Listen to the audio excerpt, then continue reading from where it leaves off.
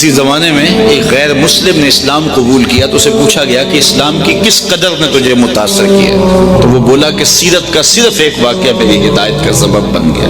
کیا ہوا؟ کہا مجلس رسول صلی اللہ علیہ وسلم لگی تھی، لوگوں کا ہجوم تھا، ایک شخص نے عرض کی حضور میرے لیے دعا کر دیجئے، میرا بچہ کئی دنوں سے گم ہے، مل نہیں رہا، مل جائے۔ قبل اس سے کہ حضور کے ہاتھ اٹھتے اور اجابت کے سارے در کھل جاتے، ایک شخص مجلس میں موجود تھا، کھڑا ہو گیا، حضور میں ابھی فلاں باغ کے قریب سے گزر کے آیا ہوں اور میں اس کے بچے کو جانتا ہوں، وہاں میں نے بچوں کے ساتھ کھیلتے ہوئے دیکھا۔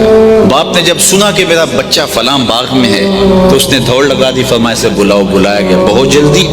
جی حضور آپ جانتے ہیں ایک باپ کے جذبات کیا ہوتے ہیں؟ کہا اچھی طرح آگاہ ہوں، لیکن تمہیں بلایا ہے تو بلانے کا بھی ایک مقصد ہے۔ جی حضور ارشاد فرمائیے۔ فرمایا جب باغ جاؤ بچوں کے ساتھ اپنے بچے کو کھیلتا ہوا دیکھ لو تو بیٹا بیٹا کہہ کے آوازیں نہ دینے لگ جانا، جو نام رکھا ہے اس نام سے پکارنا۔ عرض کی حضور میرا بیٹا ہے، اگر میں بیٹا کہہ کے پکاروں گا تو حرج بھی کیا ہے؟ فرمایا تم کئی دنوں سے بچھڑے ہو، تمہارے لہجے میں بلا کا رس ہوگا اور تم نہیں جانتے، ہو سکتا ہے کھیلنے والوں میں کوئی یتیم بھی کھیل رہا ہو، اور جب تم اپنے بیٹے کو بیٹا کہہ کے پکارو گے، اتنا میٹھا لہجہ ہوگا تو اس کے دل پہ چوٹ لگے گی، کاش آج میرا باپ ہوتا تو مجھے بھی بیٹا کہہ کے پکار۔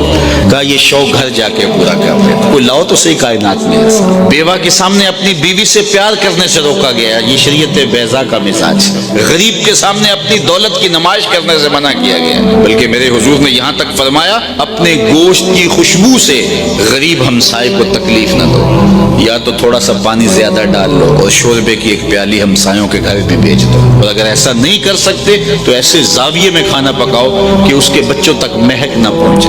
بچے بچے ہوتے ہیں، ضد کر بیٹھے تو وہ مزدور کیسے ضد پوری کرے گا؟ ان بلکتے بچوں کے آنسو کون پوچھے گا؟ تو کہا حضور کی سیرت کے اس واقعہ نے کہ یتیم کے سامنے اپنے بچے سے بھی پیار نہیں کرنا اور اس کو بھی جو ہے وہ بیٹا کہہ کے آواز دے دینی، اس نے مجھے بتایا کہ کتنی نزاکت قلبیہ کا لحاظ رکھنے والے حضور ہیں۔